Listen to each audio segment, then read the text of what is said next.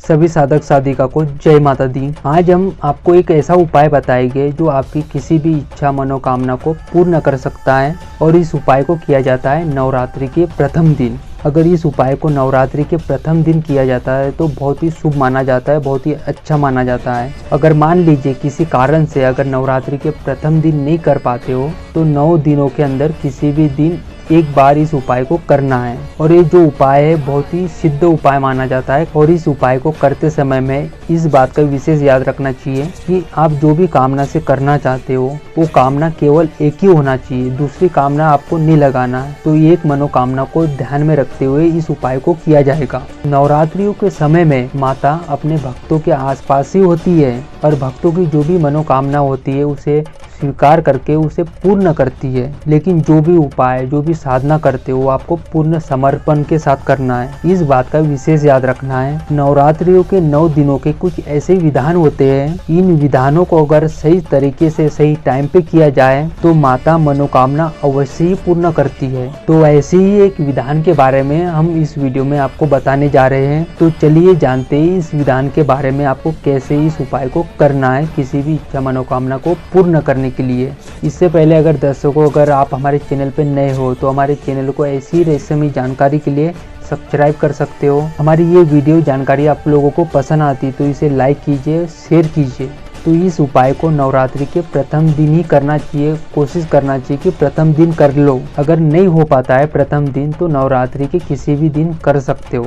मान लीजिए आपका कोई कार्य है जो पूरा ना हो पा रहा हो, वो अटका हो, उसे पूरा करने में विघ्न बाधाएं आती हो, रुकावटें आती हो, तब भी इस उपाय को कर सकते हो। इसके अलावा आपके जीवन में कोई ऐसी परेशानी है, ऐसी तकलीफें है जिसका निवारण नहीं हो पा रहा हो, जो कट नहीं रही हो, उस परेशानियों के समाधान के लिए भी इस उपाय को कर सकते हो। याद रखना है कि आपकी जो भी मनोकामना होगी वो केवल एक ही होगी, 2 या 3 नहीं रखना है, सिर्फ एक ही होगी। नवरात्रि के प्रथम दिन या नवरात्रि के किसी भी दिन सुबह सवेरे स्नान आदि करने के बाद लाल वस्त्र धारण करके माता दुर्गा की मूर्ति के सामने या फोटो के सामने आप माता के सामने घी का या तिल के तेल का दीपक प्रज्वलित करना है, गुलाब की 2 बत्ती प्रज्वलित करना है। उसके बाद आपकी जो भी नित्य कर्म की पूजा पाठ होती है उसे भी करना है और साथ में माँ दुर्गा की पंचोपचार या षोडशोपचार पूजन करना है। धूप दीप निवेद्य के साथ पुष्पों के साथ पूजन करना है। माता दुर्गा का या पंचोपचार या षोडशोपचार जो भी पूजन करते हो वैसा ही पूजन आपको एक श्रीफल का करना है, यानी कि एक नारियल का पूजन करना है और एक चुनरी ला लेना है माता की लाल वाली। नारियल को उस चुनरी पे रख के पंचोपचार या षोडशोपचार जैसे माँ दुर्गा का पूजन किया है वैसे ही श्रीफल का भी पूजन करना है। धूप दीप निवेद्य के साथ में गंध अक्षत पुष्प के साथ में करना है माता दुर्गा का भी पूजन और श्रीफल का भी पूजन।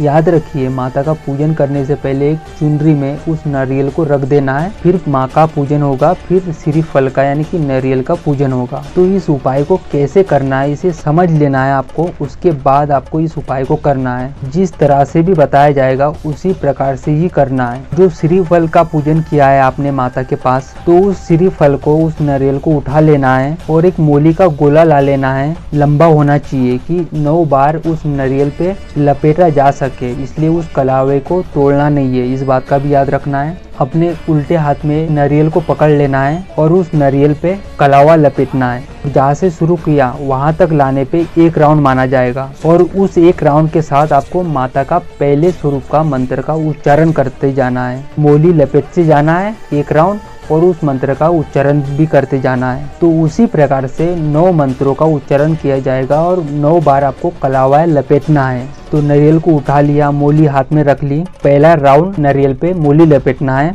और मंत्र का उच्चारण करना है। ओम ऐं ह्रीं क्लीं शैलपुत्रे नमः। मोली के साथ आपको मंत्र भी बोलते जाना है और मोली को भी लपेटते जाना है। 1 राउंड हो गया ये, तो आपका ये हो गया पहला राउंड। वैसे ही दूसरे राउंड मोली लपेटते जाना है और मंत्र का उच्चारण करते जाना है और दूसरा राउंड लपेटते समय में इस मंत्र का उच्चारण करना है, ओम ऐं ह्रीं क्लीं ब्रह्मचारिण्ये नमः। तीसरा फेरा और लपेटना है और मंत्र का उच्चारण करना है, ओम ऐं ह्रीं क्लीं चंद्रघंटाय नमः। चौथी बार फेरा लेना है और मंत्र का साथ में उच्चारण भी करना है, ओम ऐं ह्रीं क्लीं कुष्मांडाय नमः। 5वीं बार फिर से लपेटना है और मंत्र का उच्चारण करना है। ओम ऐं ह्रीं क्लीं स्कंदमाताय नमः। 6वीं बार मूली लपेटना है और मंत्र का उच्चारण करना है। ओम ऐं ह्रीं क्लीं कात्यायने नमः। 7वीं बार मूली लपेटना है और मंत्र का उच्चारण करना है। ओम ऐं ह्रीं क्लीं कालरात्रे नमः। 8वीं बार मूली लपेटना है और मंत्र का उच्चारण करना है। ओम ऐं ह्रीं क्लीं महागौरे नमः।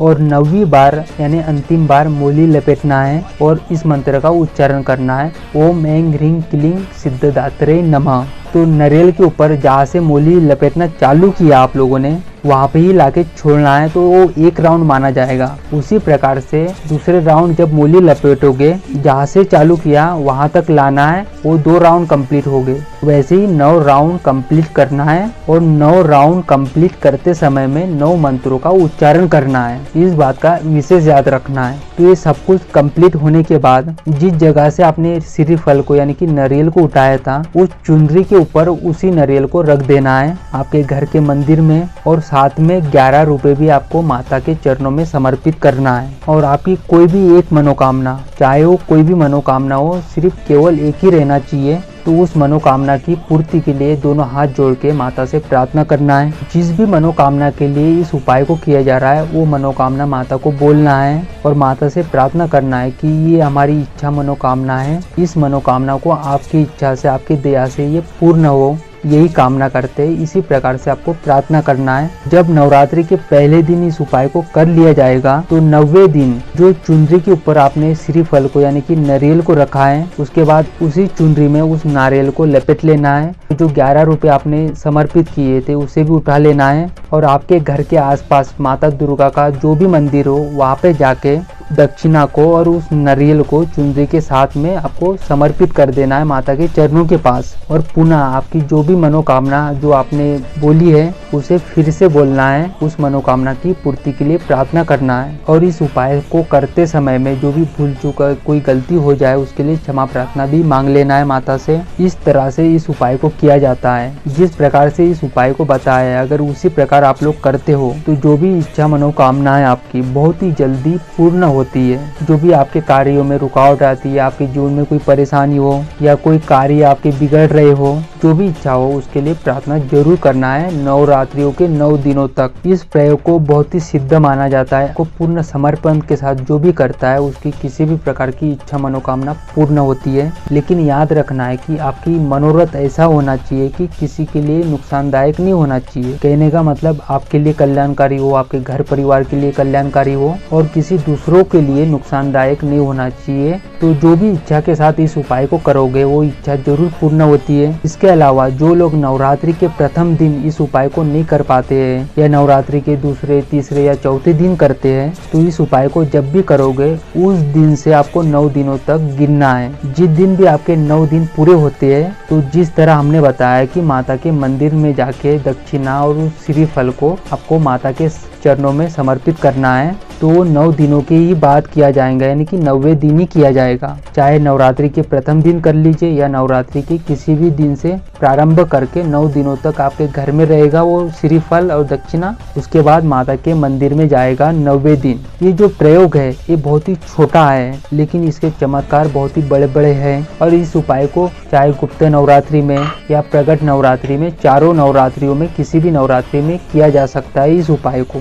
जो भी इस उपाय से संबंधित जो भी जरूरी जानकारियाँ थी आपको पूर्ण बता दी है। जल्द मिलते हैं अगली वीडियो में एक नई जानकारी के साथ। जय माता दी, जय भवानी।